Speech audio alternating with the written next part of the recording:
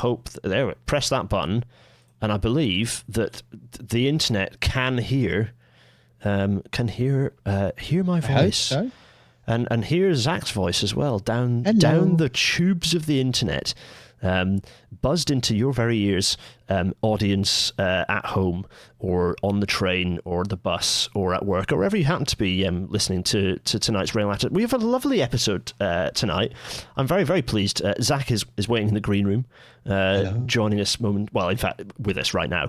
Zach will give us an intro once we've got stuck into the episode, but because tonight we are Zach is we'll introduce why you're talking about this episode in a minute, but we are going to be talking about Jersey's tramways and railways. It's a very pleasingly illustrated history, episode 193 of Rail Natter tonight.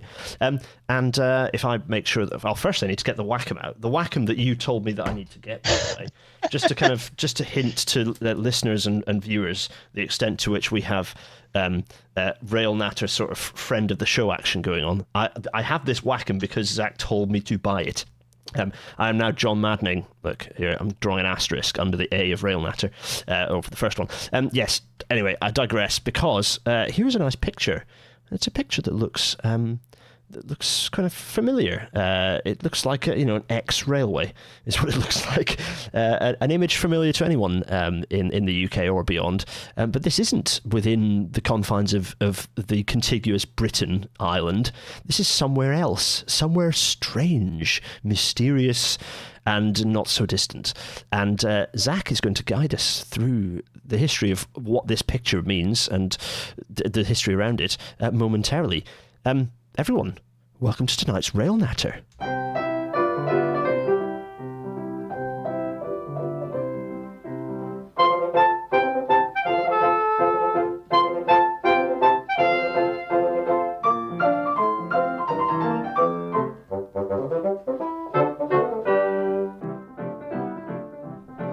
And as the Intercity 225 fades away, I'm very ASMR-y these days because I have to kind of consciously talk in a slightly quieter voice.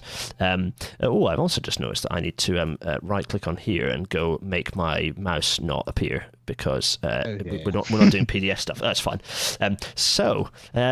Yes. Well, first of all, before we start talking about, tell you what, let's do the news first. Let's get stuck into the news. Yeah, we flunked the 1.5 degrees Celsius limit of warming. This was the supposed compromise temperature agreed at Paris as part of the Paris Agreement, that we were going to hold our GHG emissions down such that we wouldn't exceed 1.5 degrees Celsius.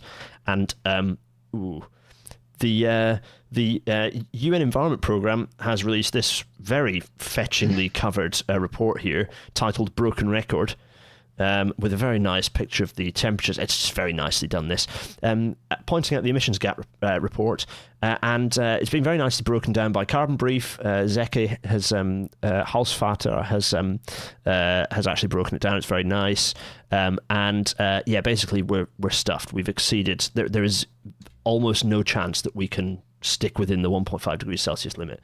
Now, when I was growing up, I remember talking about the 1 degree increase in temperatures resulting in catastrophes around the planet. I remember the 4 degree being like the 4 degree one was the map that you could get with the telegraph that showed what the planet's surface would look like with all the extra water on it.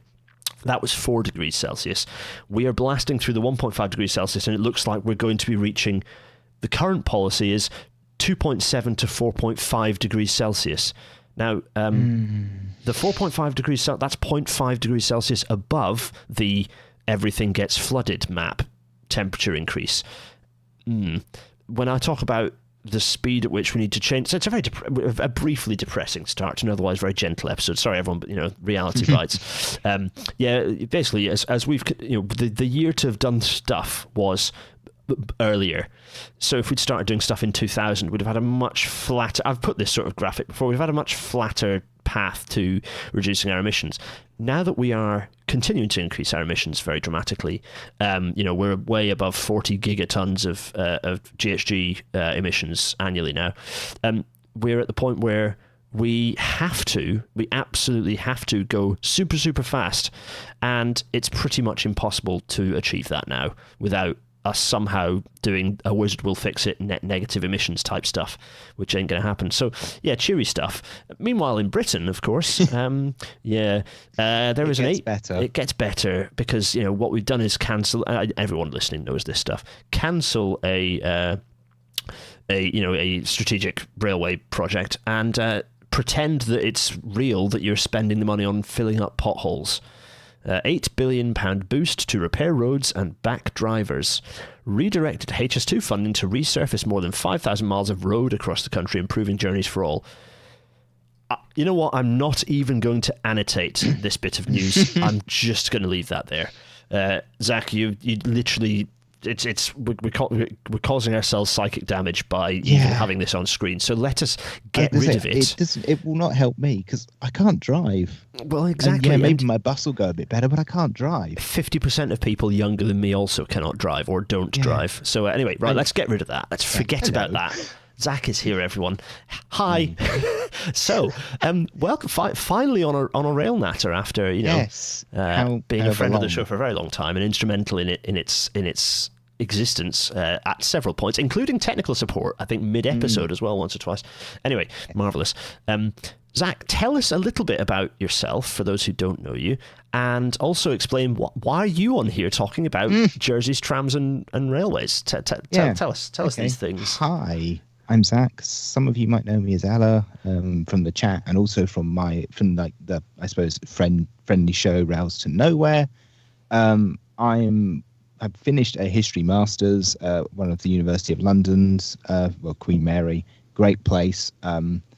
Cannot recommend highly enough doing a masters if you're into that sort of thing. But I wrote my masters on the weird history of one of the 2 railway companies that existed on Jersey in the early 20th century. It was an idea that you partly gave me as an idea that I half had when I was researching the German occupation of the Channel Islands, which is a whole other thing unto itself. And it's a funny place. I love it. So I'm just kind of slowly going down this weird history of I like the Channel Islands. I'm not sure why. I think it's partly because it's a weird mix of British and French continentalism all merged into also something that exists as a tax haven partly and other thing. I love it. I stood outside one of the HSBC bank vaults. I think it was HSBC. It was one of the banks. They've got a vault in some of the abandoned tunnels, and I was given a tour, and I stood outside that. That was weird. That was also that's a whole story. Yeah. Oh, very, very, very strange. I could talk about those railways too if you want. But we won't. It's one of these slight, not quite real type. You're your eyes are deceiving you type situations. It's a bit like I don't know. It's a bit like when I was watching. It's a bit like Netflix series that are shot in Britain but have an American cast. Or the thing that was really weird to watch was watching oh golly, what's the name of the series? Well, the MCU series that they shot in Budapest prepared up for London. Moon Knight. So they used Budapest for London. And they spent an enormous amount of money getting a Route Master 2 in, replacing all the shop frontages with fairly convincing real brands, by the way, in the background. But it didn't quite look right because the architecture was Central European, Beaux-Arts or rather than this slightly weirder Georgian mix that we have. So it's just slightly that's a little bit what I imagine Jersey's like. Full Metal Jacket. Because that's filmed in the Docklands, which I am intimately familiar with as a student of the east of London. It just breaks your mind. But that sort of thing is fascinating. It's this slightly it's just ever so slightly fascinating. Let us ask. We're talking about Jersey.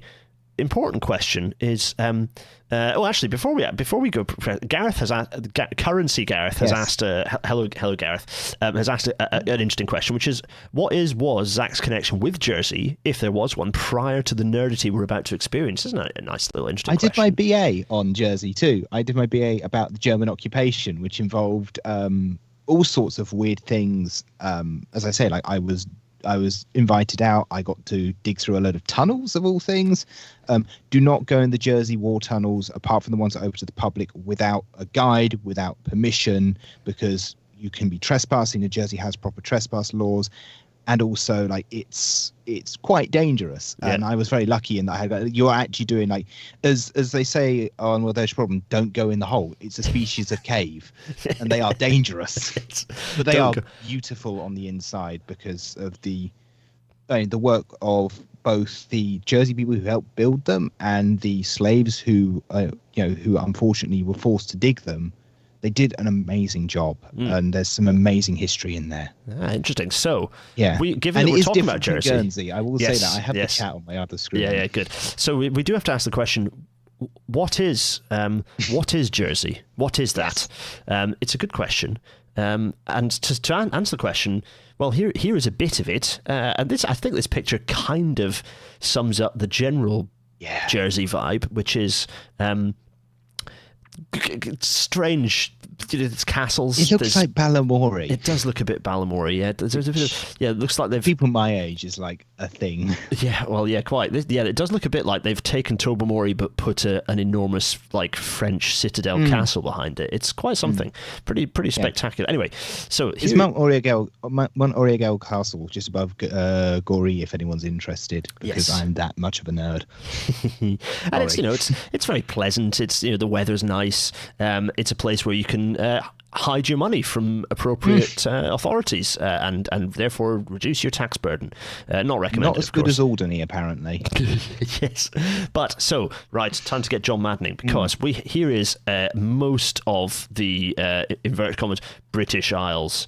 But we don't like the term British Isles, so actually what we're going to say is the weird North Atlantic archipelago, of which you could argue the Channel Islands aren't part of it, but there they are down here. But you can see all the Britain stuff, and then the non-Britain stuff, and then Ireland. There's the island of Ireland, the big lovely island of Ireland here, looking marvellous.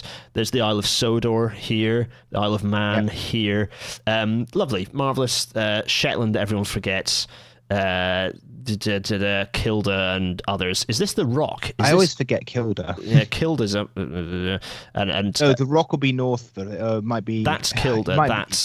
This is the Rock that just has a flag on it. Anyway, basically, we digress. Politics. Down here, next to France, are Guernsey and Jersey as the two largest of the Channel Islands. I mean, let's zoom in on here. So we are. Here is Guernsey. Here is Jersey. And a bit above it is Alderney. Is this Alderney here? St Anne, I believe, yes, that is Alderney. And then there's this bit. I don't know what that bit is. I think that's Sark. I think it's Sark. That's Sark. Okay. And then you've got more of a and then you've got then you've got this weird kind of French archipelago down here off anyway, there's a whole load of islands down here. The water is presumably not that deep around here, so there's lots of islands hanging around. Zoom in, so you get these kind of islands, and you can see they're very well connected with all these ferries going left, right, and centre. Zoom in on Jersey, and here is Jersey. It's an island. It has a bay. It has another bay. St Aubyn's Bay, and I believe it is actually pronounced by St Aubyn because the BBC Jersey corrected me on this. Oh, interesting. Okay. It's St Aubyn. Anyway, yes. And then you can see it's got a flat bit. It's got two kind of flatter bits, and then it's a hillier on the other side, the spiky hilly bit on the other side over here, and it's actually beautiful. It's very beautiful. It's quite densely populated as well. Has an airport. There's an airport over here. Yep. Apparently you can land nothing bigger than an A320 on it, though, because I spoke with a BA pilot about this, and they're like, no, you can only put an A320 down on there. And even then, that's a bit of a stretch. I think most of the time, it's smaller stuff than that, isn't it? It's private jet people coming in to touch their money.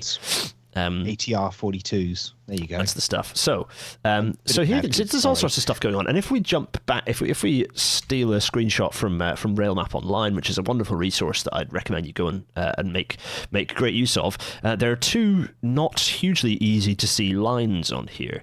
So there's one line which is kind of pinky here. This little magenta line, which I've just drawn a line against, and there's another line over here which we're less interested in tonight. Which is this yellow line here that runs from kind of, and they're both on the south of the island. They both run into St Helier. Here it is. And tell us about them. What are these two lines? For the that I'll start John Maddening the yellow one here, which is really difficult to see. I'm going to just do a line next to it. Let's start with the Maddening line, the yellow one. This one that's the Jersey Eastern Railway. Yes. Which ran from Snow Hill in St Helier, which is on the other side of Fort Regent's big mountain. I forget the name of it. It's got I say mountain. It's a big rocky hill. Yes. That was a standard gauge railway. It ran all the way out to Goree Pier, and it was interesting, but not the focus of my dissertation. Mostly because there are basically no records left of it. There's like 3 or 4, but basically that kind of has disappeared from the historical record as far as we can tell. The other line, the purple line, is much more exciting. That's was the Jersey Railway and also the St Aubin and Lamoille Railway, but then it became the Jersey Railway as one unit, and then it became the Jersey Railways and Tramways Railway, which I think gives you an idea of the weird history we're talking about here. Yes. It started off life in the 1870s. It was 1870. They built the first bit between St Helier and St Aubin. It was a standard gauge thing. They then another company built the St Aubin to Lamoille bit, which was built to 3-foot 6-inch gauge, which is, I believe, Cape gauge, if I'm correct. 3'6". Sorry, I'm using imperial measurements here, even though I'm a metric person myself, because these are the things that are written in the records. Yes. They converted the whole thing to 3-foot 6-inch and joined them all up. And then that company folded, the Jersey Railway folded, and it had a management buyout, which feels oh so familiar, which became the Jersey Railways and Tramways, which started life in oh goodness, I've completely forgotten the year. It was in 18. Sorry, I'm looking at my notes. This is when it's always good. I fly without notes, and therefore I speak a lot of nonsense. Sorry, there we go. 1896. There we are. So I can now John Madden the number 1896 in brackets underneath the JR and T. They're marvelous. So this is the you did quite well. Yeah, this is the overview. This is what it looks like from the map of the little island. In terms of size, it's not very big. What is it like? I don't know. Oh, I don't know how wide the full island is, but I can tell the railway was 7 miles and change.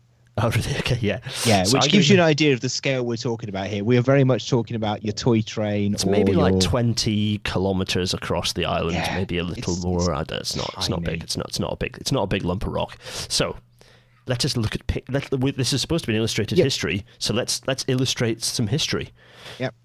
Tell us what is on screen, and I'm going to make my mouse white to make. Actually, no, I'll keep it red. That's fine. Tell us what is on screen, and I shall start annotating. Yeah. So the top left that shows the original railway, the Jersey Railway, just between St Helier and St Aubin, which was built mostly on this weird trestle bridge literally in St Aubin's Bay along the beach. Very weird. That was standard gauge. That, as I say, gets re-gauged, and that was a photo from the first day it ran. Oh, so that's a very old picture.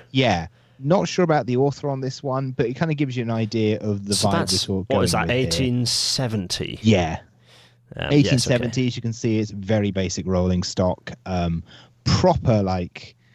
Just we threw this together sort of feeling. Yeah, like a kind of Mexican interocean railway type situation where they just chucked together. Well, no signals too, it's interesting. It's quite a strange mixture of just like cattle wagons that everyone's sort of travelling in here. Anyway. I love it. Then you've got the bottom is just the seal of the company we're talking about, the Jersey Railways and Tramways, or the JR&T if you want to, be lazy.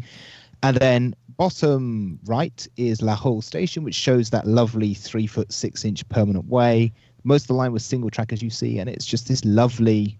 It gives you an idea of what the line's actual vibe was. It did, as far as I can tell, have a telegraph. Telegraph is there, yeah. But it didn't have signals. Oh, so you could phone ahead and say a train is coming your way, but there was no signal protection. Yeah, fine. It was very much kind of on site. And some other things. It's brilliant. But yeah, I mean, you can comment about the permanent way in both these photos. That is, I think, the highest quality stuff that we need on all of our railways.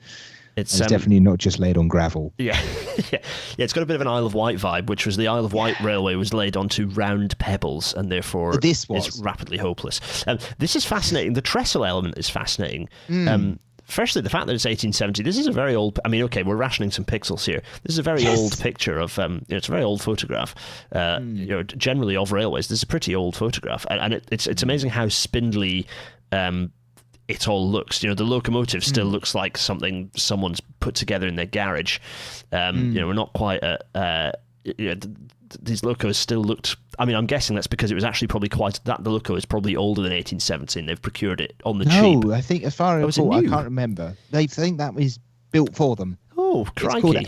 They had two. One was, I forget the name of one of them, but one was called Harrow Harrow, which is a bit of a reference to, don't know if you know about the Clameur de Harrow, which is a whole thing unto itself. Look it up. I'm not going to explain it here. It's amazing.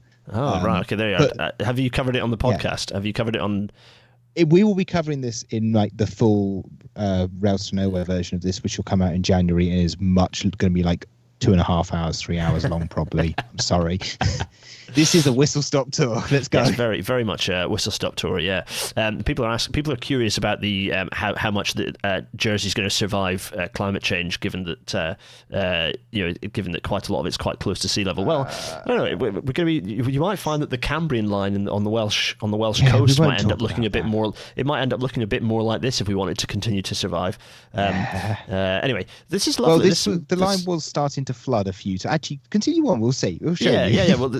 History shall happen. History is happening around us. Anyway, it's a very fetching vibe. Particularly the photo of the little halt there with a lovely bench, very cash bench. That's very nice. Anyway, right, more history. As you can see, we're now in the 3'6" gauge era. They had to buy a load of new rolling stock. This is when the company that I wrote about took over. So this is post 1896. This is still pre 1905 because St. Auban, which is the two leftmost pictures, still has the canopy roof, and it's not got the lovely Adolphus Curry building. This is an interesting canopied roof. Yeah. It's quite an interesting architectural design. This thing because it's a very strange. It's got a bit of like a Manchester Oxford Road vibe. It's got this kind of slightly strange sort of pitched design rather than being a nice curved arch. It's got this kind of pivot, this kind of angle, which is quite interesting actually. And then they've tied the glass edging to it. It's quite an interesting bit of station. Obviously inside it's a bit empty. They've done some Britain in bloom planting in the middle. Very nice. Let's not talk about the buffers here, obviously, but it's very fetching. Well, at St Helier station they had a traverser there, which is even more curved. Okay. It's a very funny line, as I say. It's all very basic equipment, rolling stock. That's all the locomotives are at this point quite small. Yes, there are meant to be plants in the 10-foot. That was a thing. And as you can see, number 2 here is currently going through a flood. So this is number 1 here, isn't it? This is number one. And then there's number 2. So this here is number 2.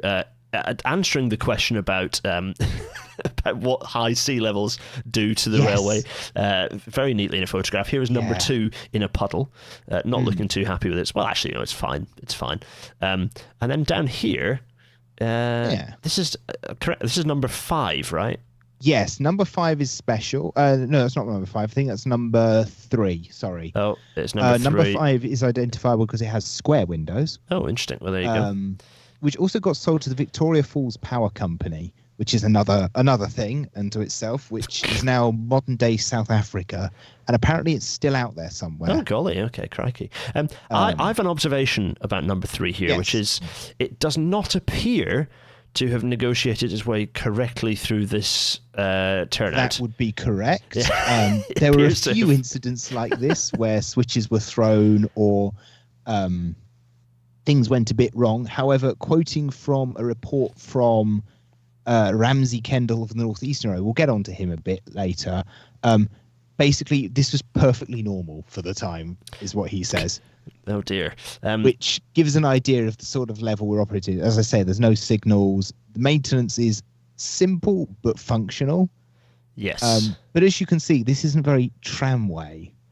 No, it isn't. It is. We'll get to. It is. This is ostensibly a railway. I mean, the lines really blur between what a railway and a tramway are. To be honest, there's not. The rail natter. No, the not a metro sorter says it on whether you've got lots of at-grade running and stuff. Anyway, right. So. Yeah, I was going to say, well, think at this point, the people who are using it are the locals and the tourists, which we'll go into in a moment. Yeah. But we're still in the early 1890s here. And if you go to the next slide, please. I feel like a professor now. You can see what happens because the railway starts to do quite well under this new company. They build some new buildings by Adolphus Curry. So we've had the management buyout at this point. So the management buyout has happened, and we are carrying... and so the railways are doing pretty well at this point. Jersey, a popular tourist destination, right? This was a very much popular tourist destination, served by Weymouth and I think Southampton. The Great Western Railway steam is coming across, but the railway on Jersey does quite well, partly because of this, because it serves the tourist market. And if you notice, the trains on the two timetables there from 1910 pick up as the ships sort of start arriving. And also for when the markets are open, because we're still at a time when markets are quite important. Yes, yeah. And that kind of gives an idea of it. I should say at this point, the company is starting to do well. So obviously invest in the new buildings. That's St. Helier Station's Adolphus Curry building, which is still standing outside Liberation Square, or on Liberation Square. But because they're doing well, the management is quite pleased. And they start going on a bit of expansion vibe. They bring over Mr. Ramsay Kendall of the North Eastern Railway. You can see one of his letters to them here. And in general, he says you need to do a bit more upgrading because up to this point, the previous company was hemorrhaging money, doing terribly, and let's say things weren't going well. So he gets them to basically do up the repair shops. They can actually fix things. Suggests buying a stronger locomotive, number 5. For the Corbière branch, which has now been opened, which also has a tunnel dug for it, which is unique. And that line runs all the way down to the lighthouse at Corbière, which is a lovely tourist spot, obviously. Again, the tourist market's quite important. Yeah. And, he basically says you need to start spending money. But at this point, the new hotness that's coming across from America and Europe is the tram, the electrified tramway. And the management's kind of like, oh, we want to do this. We want to get electrified. And you can kind of see in the last bit of the report there, he says... I can read it. I can put a voice on it and read it for you, actually. It's a chap from the North Eastern Railway, so I'm going to squeeze a North Eastern accent in here. Yes.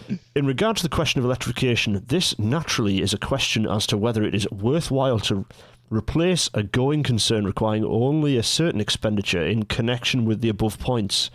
It would involve large outlay without inuring, probably extra passengers.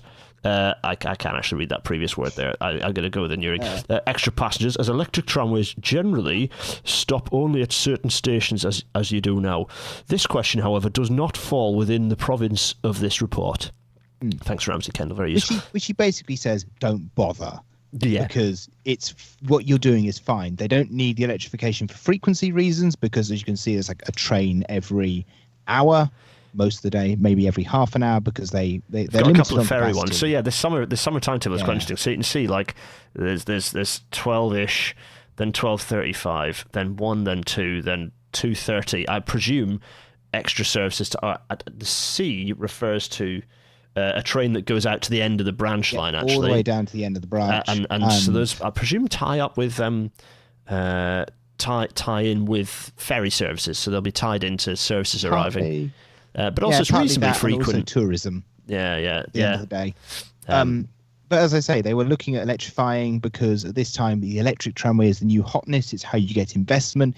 It's like back a couple of years ago, if you put crypto or NFT in your company name, you'd get tons of investment. Now Same it's thing AI. here. They put tramway in their Steam Railways name because it attracts investment. It attracts people interested. Interesting. Yeah. So I'm going to read a little quote from Ramsey again, because it's quite an interesting little technical point here. Take, for instance, the unequal wear on the tyres of your rolling stock, owing to continuous running on certain curves without the reversal of the stock. No triangle exists which could enable stock to be turned round and minimise or divide this defect. So that's talking about the fact that the trains are going the same. They haven't been rotated back and forth, which means that through the curves, the inside wheels will be getting more worn out than the outside, which is, or vice versa, actually, in this instance, depending on how they've overcanted it. But yeah, they're getting unequal wear, because normally you'd the railway's good due diligence of railway operation would be that you turn your stock sufficiently, or you have a long enough system that it doesn't make a difference. But when you've got a very short system that, as we remember from the map, it's all curves in one direction. It's 7.5 miles, and it's just curvy.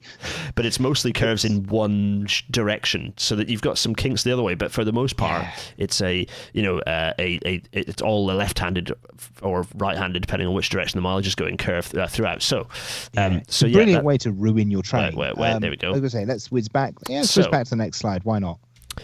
Yeah. Here's some more as you can shenanigans. see off the back of that report, as I say, they opened up that tunnel for the line down to Here it is. Corbière, which is a lovely bit of thing. It literally whizzes between two houses there, because that kind of summarizes how this was built. It was very much built kind of around everything that existed.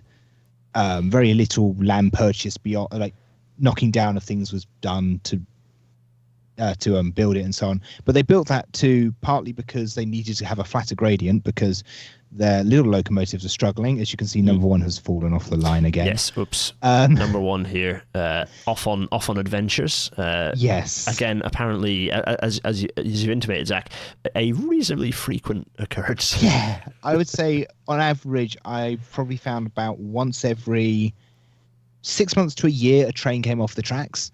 Goodness. Which is pretty bad. For a very short railway, not great. Yeah. But as you can, it gives an idea of the maintenance that was being done. But people seem to be fine. But it seemed to get a lot of patronage from passengers, as I say. Their numbers are going up. Yeah, and in the top right, you can see the new locomotive that was bought, number 5, to help with that branch line. Oh, yes, there's number 5. Yeah. I was going to say it looks like it's a locomotive that's been painted in photographic grey, but actually this looks like it's an engraving. This looks like it's an artwork rather than a photograph. Artwork, as far as I've been able to work out. Nice. From Hunslet Barclay. Oh, yes, Leeds. Or Barclay Hunslet. I think it was just called Barclay at this time. I can't remember, and I've not got that written down in my notes. What year?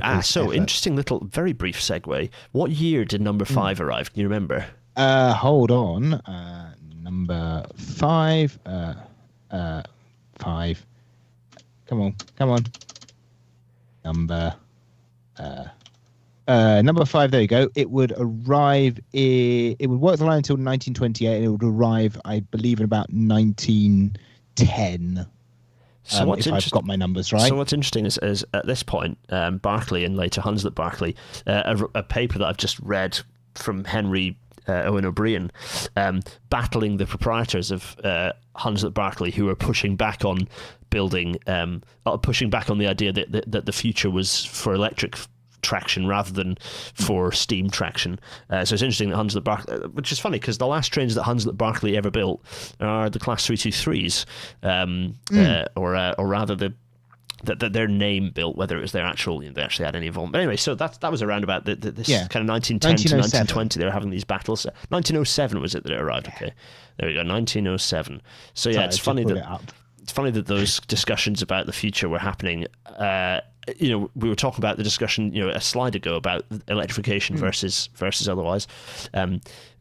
Anyway, that's a small segue because it's interesting to know what discussions were happening at the time. Anyway, there are some vibes going on in this derailment picture here.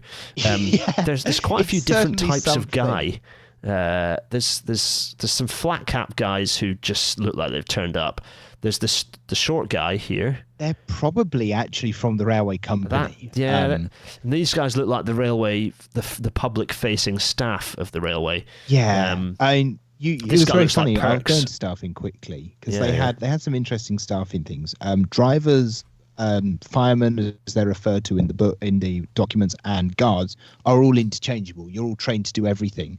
So on one run, a driver by the name of Crespin drove the train all the way to Corbière, and on the run back was the guard. Which just kind of gives an idea, again, the sort of vibes we're going for here. Of just kind of everyone does everything. Yeah. You've got the managers who obviously aren't managers. You can probably guess from this photo who is probably the manager. This guy. One of the manager. Yep, bingo.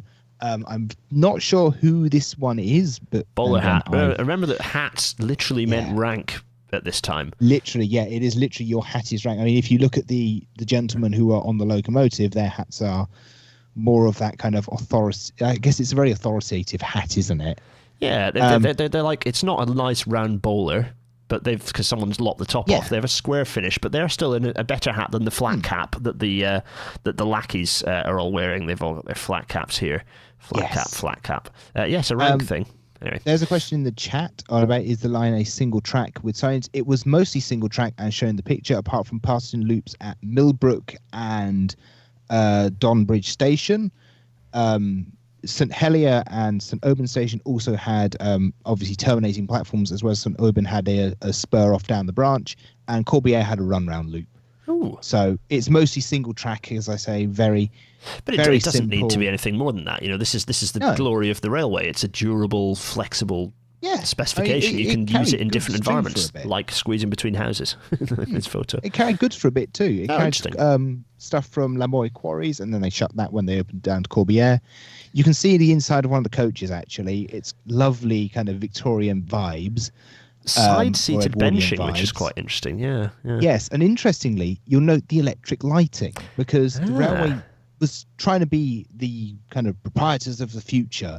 So they contacted a company in Kent, Dartford. Dartford and Kent is kind of where they seem to be operating from. It was a dynamo attached to the wheels of the coach, which drove the lights, and also drove a headlamp and a tail lamp on the locomotive and rear of the train. It was brilliant. Oh, that's very, very snazzy. And that was in about 1908. That kind of seemed to show up. There's an electrical theme emerging in this episode, which is good. It's brilliant. But should we go to the next slide? Yes, we'll see if we can keep this going. There's some stuff going on here. On the top we have, I'm going to audio describe what we can see here, because at the top you have, what are they?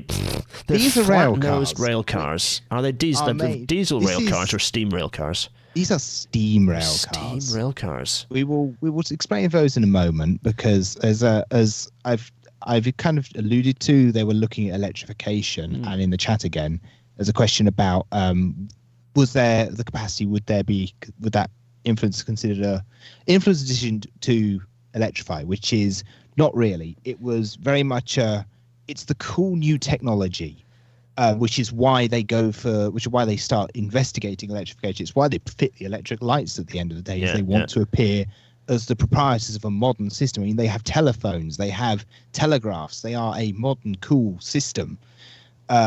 Which compared with a lot of Jersey, I mean, the phone numbers on Jersey at this time are still in the double digits, like 28, 52. That were the numbers. And good luck making a call to Britain.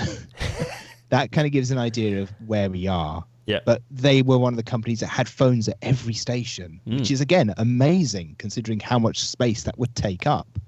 But it was all a technology thing, which is why we get these steam rail cars, which show up in the kind of mid 1920s, about 1923, 25, which, yes, sorry about this. About the chat thing, but these show up and they're steam rail cars, not diesel, not electric, but they look quite modern. They look kind of pretty snazzy. Which is which is starting to come into style. And these are brought in as another round of modernization, which is interesting that rail cars like showing up during modernization.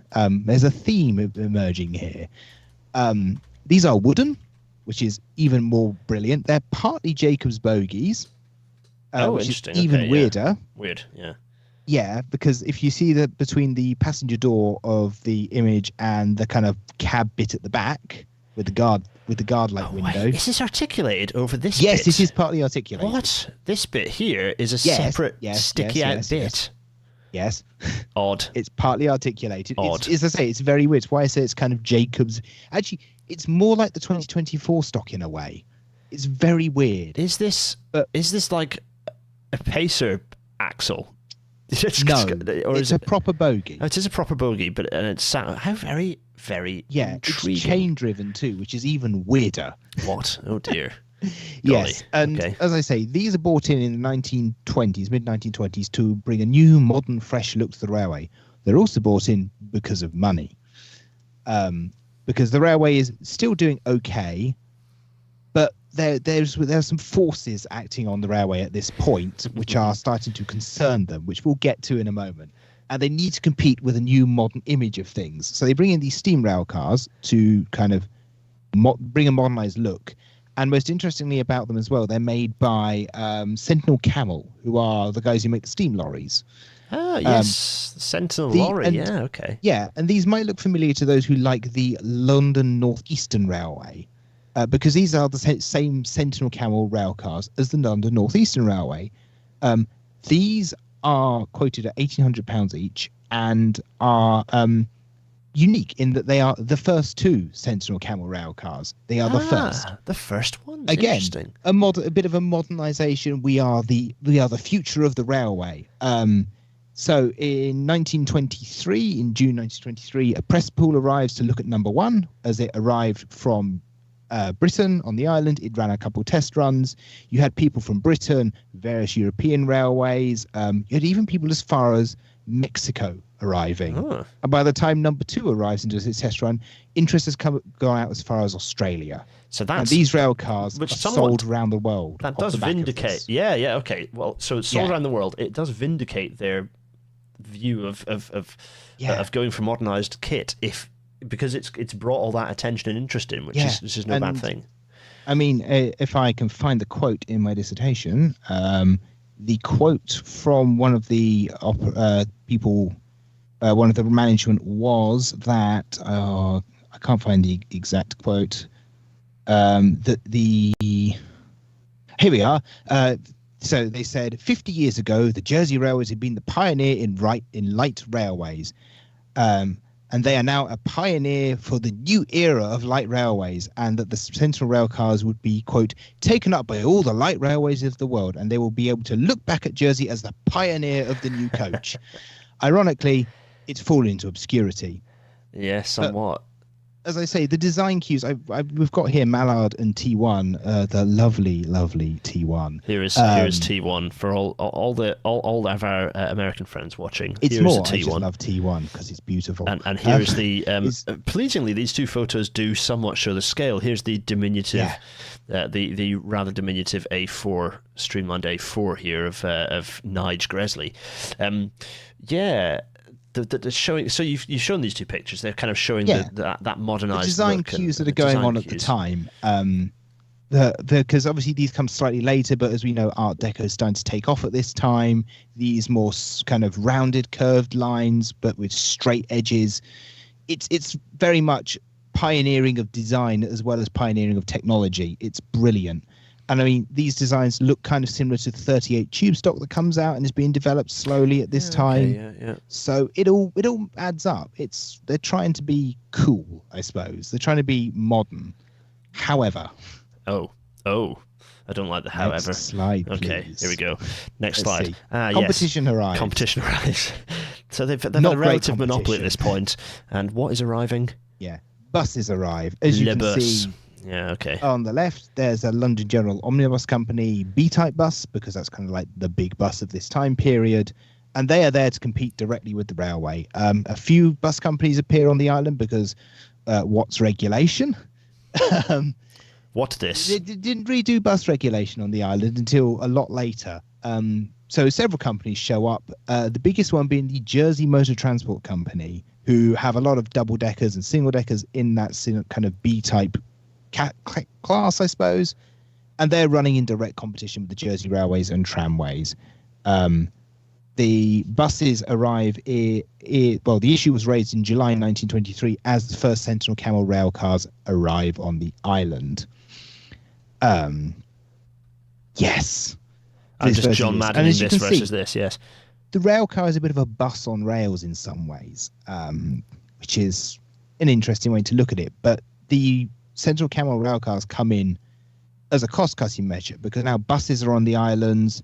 They are cheap to run. You don't have to pay for the infrastructure. They run on diesel or petrol rather than coal, which is, I wouldn't say cheaper at the time, but it's certainly in that kind of, it's not as expensive to run one of them as it is to run a train at this period, at least a full-length, steam locomotive and rake of coaches. Yes. So the Sentinel Camels come in to try and bat down the competition. However, this doesn't work very well. So the railway invests in its own bus fleet to feed the railway services. They feed from makes St. sense. Peter, fine. Yeah, good. And they feed from St. Peter and, let me see, where's the other one? Integrated transport, folks. Integrated into transport. St. Brillade's Bay too, or St. Brillard's Bay. Sorry, St. Brillard's Bay. They also feed from onto trains into St. Auburn to St. Helier, but still doesn't work. So you'll see there's this lovely little set of documents that I found in the archive, which is the purchase of the Jersey Motor Transport Company by the railway. They buy out the bus company. Oh, good. That's good. I like that. Basically, nip the competition in the bud. I forget how much they pay for them. Sorry, I'm just having a quick scroll through. I can't find the price. No, that's the consideration shall be the sum of 2,000. It's hidden behind here. There we go. Sorry, 2,000 and change, we'll say. Yeah, nice. 2,000 and change. Also some stock, because of course.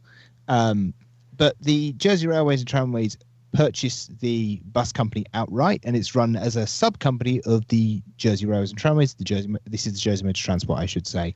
The board in the 1929 AGM, when this is finalised, the board is quoted to say, it's in the AGM as, the board took advantage of the proposals so made in order to extend its transport services throughout the island and to organise on an economical basis the rail and road traffic of these two companies. It is confidently believed that cooperation between these two companies will be of advantage to the island and visitors.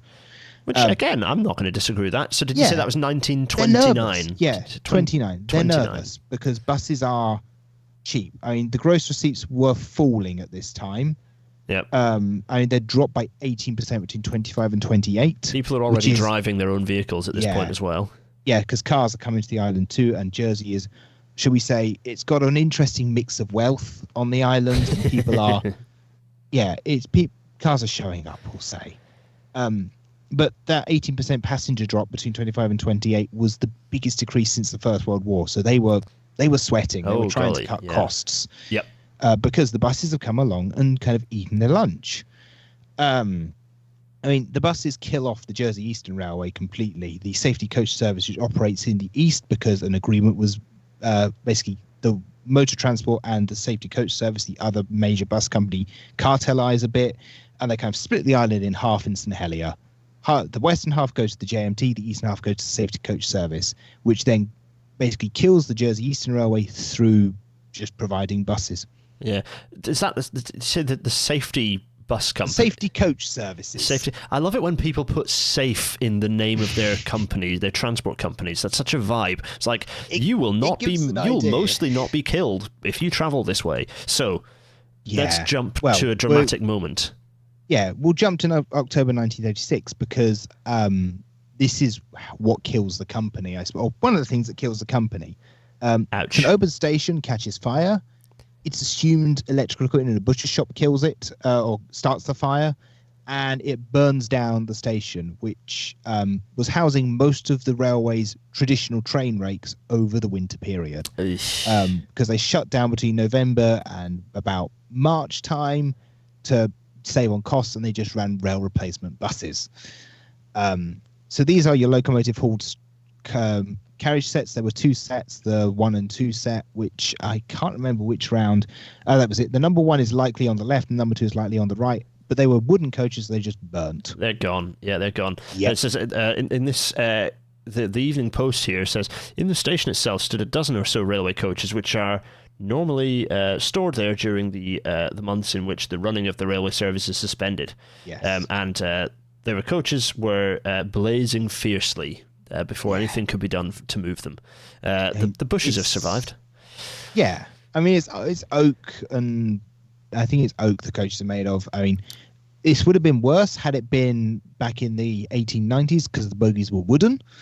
What? Which is even, the bogies were wooden, which is even more cursed. That's funny. That's the northern. What was it? Our chap Ramsey highlighted that the bogies were outdated, but did not specifically refer to the fact they were wooden. Interesting. Yeah, some were wooden, Golly. but it kind of destroys the nicest coaching stock, the ones that the tourists like to use because they go back and forth. It's frightening what it does, and it kind of kills off. The company use it as an opportunity to kill themselves, I should say, because notably the rail cars, which are now 3 in number, are fine. As far as I can tell, or at least as far as I can tell, they seem to have been stored at the engines works back at St Helier, not at St Auburn station. Probably because it's warm storage, they're out of the weather, they've got boilers, they need a bit more love than just being dumped in a field or in a shed, basically. But the railway at this point isn't doing well. I think on the next slide you have a graph. I do.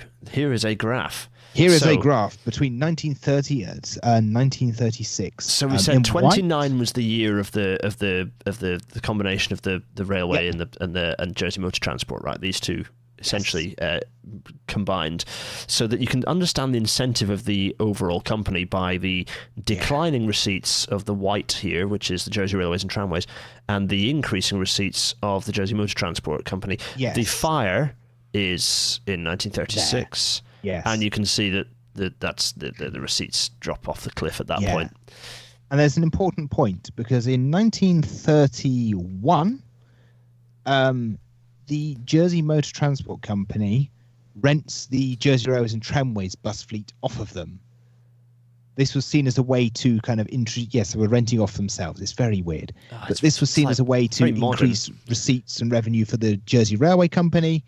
However, not so much as we can see. It did the opposite, which kind of gives an idea of how much the bus services contributed to feeding passengers onto the railway. Yes, interesting. So that's the fact that they rent the buses, so they just use them on their core routes, which are basically competing with the Jersey Railways and Tramways, and they lose the feeders. They're integrated transport. Perfect little case study of how when you break integrated transport, you break exactly the whole what thing. happens. Everyone starts getting the bus, and it kills the railway. They just languish, barely ticking over, or often losing money too. It's really touch and go as to if they'd survive. And I mean, to give an idea of just how much the bus company had taken over, the two companies had a joint annual dinner, and in 1932 the tables were all laid in the green and cream of the Jersey Motor Transport Company, and it was basically all just a Jersey Motor Transport Company show with a bit of railway on the side. Oh golly. So the company directors, I've got a quote on my dissertation here. The company directors were proud of their performance up to this point, prophesizing a time when the company would have a fleet of over 100 buses and would serve every point of the island. But basically nothing about the railway. No more expanding the railway. It's quite sad. I mean, it just conveniently disappears. So what happens next? Is the inevitability of? I noticed this is a much more modern looking bus here with JMT green and cream, as you've just described, the green and cream of that company. So Jersey Motor Transport. Tell us what happens next. So the revenue just keeps dropping and dropping. By I have here between 31 and 32, it drops by 68%, and eventually they just decide, it's not worth it. So they dismantle the railway. They sell off the assets to the states, who are basically the island government. It's the island governments. It's difficult to explain, but the states are kind of like what you'd call the House of Lords and the House of Commons in one thing. Very interesting. But they don't have full control because there's also like the bailiff and the law, the lieutenant or the Lord Lieutenant. I think It's all that's the very correct weird. term. Yeah, and then of course there's the Crown, which is overseeing everything and has to rubber stamp all this. Yeah.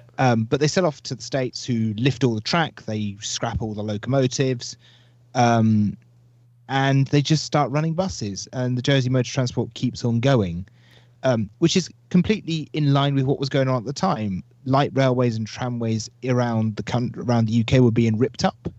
I mean, the London Passenger Transport Board were just ripping up their tramways, replacing them with trolley buses. It's interesting, isn't it? There's that. Was modern. History isn't linear, and you can never draw a straight line to these things. But it's interesting that, you know, this is a nice case study because tramways were seen at the turn of the century as being this modernizing force, this in vogue sort of technology, and then all of a sudden that in vogue technology is being pushed to one side. You know, the reason that London pushed, you know, another certainly in the UK, that trams were being pushed to one side was actually there was a perception that trams slowed down traffic.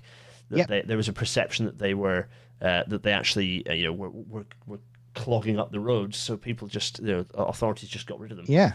Well, if people, if you don't mind, I'm going to do a little plug here. If people hop on over to Rails to Nowhere, my co-host Simon, his dissertation is on all of this, and we're just wrapping up a series looking at the growth of the urban transportation in London during this time period. And as he puts in his dissertation, the trolley bus was pushed over trams because it was not slowing down traffic, or was not seen to be slowing down traffic as much, I should say. And it was even shown in how they advertised, because the LPTB puts a poster up which has a horse tram on it with a trolley bus next to it saying this trolley bus is the future. Never mind that this was in 1933 and the last horse-drawn tram ran in 1915. Yeah, yes, absolutely. So what of the destiny of public transport on the island? Yes. And it goes to buses basically. Yeah. So does Liberty Bus draw a direct line to the JMT, or not quite? So the JMT runs up until I think it was 1990. I say it's mid to late 1990s. The JMT runs and is basically the sole monopoly by law, supported partly by subsidy from the states and also just passenger fares. And it runs every bus route on the island, everything from the number 1 to the number 15. Now, those numbers are quite important because you come through to the present day after some bus deregulation and a scandal involving Connex, of all people. Surprise, surprise. Surprise, yeah. Connex have a history, and it passes through to my bus, who are like a subsidy of Connex for a bit. It's very weird. And then Liberty Bus comes along, which is part of CC Bus and now HTC Transport, which is now Tower Transit, which it's a history. It's a mess. Buses, who basically are running the exact same bus routes that ran back when the JMT killed off the railway. And indeed, so the number 12 bus here. What route does the number 12 bus by any chance cover? It runs from Liberation Bus Station. They like their Liberation thing because of the occupation. It runs, which is basically a 2-minute walk from the old terminal all the way through to St Auburn. Then it goes via St Brelade's Town, all the way through past La Moye to Corbière, which is the same route as the railway. Yes. It's a very popular bus. It's a very busy bus. It also takes much longer than railway because it goes round the houses, and also gets stuck in lovely traffic because, of course, Jersey has atrocious traffic. They have a dual carriageway which clogs up every morning. Baffling on an island. Yes. As we were about to talk about, it's an island with a decent bit of population density. Yeah. So we've been brought to the present. The railways are gone. Yeah. Buses are running, and at least there still is some public transport. So that buses aren't our enemy. But before we continue, can I just address something in the chat? Yes, go for it. From Raphael Nicholas. I'm sorry if I mispronounced that. You say the railways will be replaced by the new stuff called light rail. They kind of, it's a difficult one to kind of call that through line because they start calling it a light railway when the rail cars arrive, but it's basically just a railway at the end of the day. They, as I say, they tried become a tramway with electrification, and they shot that idea down because capital cost, as was mentioned, and in turn it was all replaced by buses, which, by the way, I will say that the buses that do run, the Optare Solos, which run most of the routes, are very nice. I love an Optare Solo. I like transport. I'm a nerd. I'm sorry. It's it's another example. I mean, there are lots of interesting little tidbits and case studies here. It's an example of how light rail doesn't really exist. It's not really a meaningful categorization. So there is another question which, Zach, that you wanted to maybe that both of us wanted to have a think about, which is, putting our rail natter network planning hats on, would it make sense? Don't have my driver's hat on. I know. Well, as a kid. I haven't got anything rail nattery. I've got the APT mug over here. That's about all I've got. That'll do. Would a new railway or tramway make sense? So this is my bit where I'm going to say, well, you know what? Given that it's quite a small island, and it has a population of over 100,000 people, that's a sizable chunk of people. The population density is quite high in quite a lot of the island. It's quite a high population. It's a decent population density. You know what? I don't think it would be entirely bonkers, particularly given this is still a very popular tourist area. I think there would be tourist value to actually running I would probably run it as a modern tramway, with kind of a bit like Blackpool style, where you kind of have some heritage stock and some modern stock, but given there's no actual heritage to the tramway that you'd be running, particularly given it's all disappeared and you'd be building a new thing, you could probably run one of the nice like Stadler 2-car things that's kind of a little tram type light rail even hybrid. a Varioban like goes on the Croydon tramway in London. Yeah, yes, exactly, just a kind of fairly neat, fairly nippy vehicle. And what I would suggest is that you would use, actually, because the Eastern Railway actually isn't that useful in terms of what it connects up, to be honest, in terms of population. Yes, it goes back to population density, bit of population here, but actually what I would suggest is that going from St Helier round the bay, approximately following the route of the former railway, coming into from St Oban, kind of coming in behind to the other bit of population at Saint Berlard, and then in some way go up the hill to the airport, because now the airport exists. I think if you could connect the airports to kind of St Oban, Belroyal, and then St Helier, that would make some reasonable sense as a tramway. But can I add an extra point on that? Between St Helier and Belroyal is the A2, which is the dual carriageway, Victoria Avenue. It's a 4-lane road, 2 in each direction. It is massive. It's absolute bedlam to try and cross, having done that myself, because it also cuts off between all the population and the lovely beach in the bay, because, of course, horrible. It's a horrific road. It clogs up every day with traffic, and it's mentioned in the revised island plan as being a bit of a sore point, as well as in this is in 2011, by the way, this plan. We need to reduce our dependence on the car. Yes, that's what it looks like. It's horrible. Actually, if you nip over to Millbrook, do you see the old cafe, kind of top left near Coronation Park? Yes, here. Old Station Cafe. Yeah. And if you spin round, that's the old Millbrook station. Ah, there we go. Very nice. Which gives you an idea of how close the railway was to the road, or the modern day road. I see where you're going with this, of course. So this is a big pointless dual carriageway. Now, you know what you can do with big pointless dual carriageways is you've got a nice pre-prepared surface to place some permanent way. I would agree that the thing to do here is to dig the road up and put a tramway in. I'd strongly agree with that. I think it would do a lot of. It would annoy a lot of people because you're digging up the road, but I think it would be such a valuable asset because this is such a busy thing during the day, especially during the rush hour period. It clogs up and becomes solid. I've sat in rush hour traffic on this road once. It was not fun. Secondary observation. I'm conscious of time. We're going a little long. We're going to try and time soon. But what's quite funny is this is a street map from 2010, and it's a bit of a reminder of what all cars looked like in 2010, which is much smaller. That's a little knackered Mondeo. Look, all the cars are normal cars, not SUVs. Yeah, that's interesting. not the case Look, anymore. they're all sadly. normal cars, apart from that little Defender that we just went past. Look, all the cars are just regular. I like a cars. Defender, by the way. I like a traditional Defender. Yeah, they're not great for NOx emissions, but anyway, look, all the cars are normal. I mean, okay, there's someone who's avoiding some tax, but anyway, we'll ignore them. But yeah, anyway, so I digress, of course. So, my view is that you could, I probably just on merit as a public transport system, without thinking about the broader sort of tourism picture, possibly not. But in terms of a way to, if you were going to justify getting rid of that road, you'd have to do so on the basis of providing a high capacity alternative. Trams can deliver that, so I would go with tram. And that's also the number 15 route, essentially, what you've drawn out, which is the only route on the island to use double deckers constantly, because it is busy. It is busy. And every time a plane kicks out, those buses are full.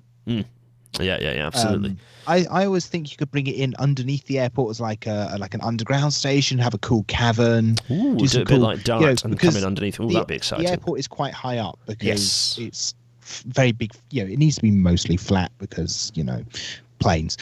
So they're up on the plateau of the island, really. Which sits above. They flattened a lot of space for it too, and it's been flattened and extended more and more because planes have got bigger and faster and more terrifying. I mean, I don't fly well personally. Every time going to Jersey, I've been there now. Hold on, I can count the tickets 8 times on and off the island. 4 times in total. Every time it was a white knuckle event. I don't like takeoff. I don't like landing. Please just call the speeds out so I know when you're going to take off. I hate it. Right. So the official rail now to stamp on. You could quite reasonably put a tramway in. The population density is high. There's some infrastructure that you can suitably get rid of cars for. Good stuff. Right. So, Zach. Oh, you do come in over the houses, by the way, as you land, just for Peter H. It's very nice. Yes. Exciting landing at Jersey. Yes, thanks, Peter H. Yeah, very hard on the brakes. So, let us make our faces disappear. Let us. There will chuck your questions, because we'll chuck your questions at Zach before we close out. Make sure you at my name so that I can spot those questions. For everyone listening to this in audio only form, I hope we audio described everything suitably. You can come back to the YouTube and pick up the slides if you so wish, and just drag through. And my John Maddening isn't hugely insightful, to be honest, so you can just flick through. Available on all good podcasting platforms. Please do a review and stuff when you can, if you can, or say I hated this and post it as a review on that'd be good. The usual plugs: patreon.com/Gareth Dennis to support this sort of thing happening. PayPal.me/Gareth Dennis for loose change and abuse. GarethDennis.co.uk/merch for the merchandise on spring. And the Discord server continuing ad infinitum. The chat. Hello, everyone in the chat. All the lovely people in the chat joining this podcast live. The thing that makes this podcast work, because if it was just me doing a pre-record, it would be strange. GarethDennis.co.uk/Discord for that. A quick update on the old YouTube target. We're aiming for 10,000. We are now at Game of Horns 9,000. That was louder than I expected it to be. 9,324. 676 people out there in the world that we need to snare and convince to subscribe to the YouTube channel. So what we're saying is we need a multi-level marketing scheme. We need some complex multi-level marketing scheme to encourage people to subscribe to the channel. It's fine. You subscribe. I don't send you any updates. It will just be on a list. You don't have to. It doesn't commit you to anything. But do come and subscribe to the YouTube channel, because it helps with something, apparently. Zach, a plug for Rails to Nowhere. Yes, come listen. Tell the good people about Rails to Nowhere. Tell us about it. So, if you want more in-depth history, where on railways, you can come over to Rails to Nowhere. Me and my friend Simon, we host this show. We do a lot of talking about railway history. We base a lot of work on we try to do original research for it, not just kind of rehashing a Wikipedia article. That's not good. So we try and actually go to archives. We do research. We've just finished a 6 or 7 episode series on the urbanization of London in the 1920s and how the tram gave way to the bus and the tube, and Charles Tyson Yerkes, who had an amazing moustache, which is based on Simon's dissertation work. In January, we'll have a couple episodes, probably at least, based off of this in a lot more detail, because this was a very much whistle-stop tour. The dissertation, it was 10,000 words and change long and touched on a lot more than we have time for here. And as I say, it's because we try and do things. We treat it like we're writing for academic journals, I suppose. So you'll have all the references in there if you want to go and look at things yourself. We encourage you to. You should. It's good fun. That's really all there is to say. Yeah.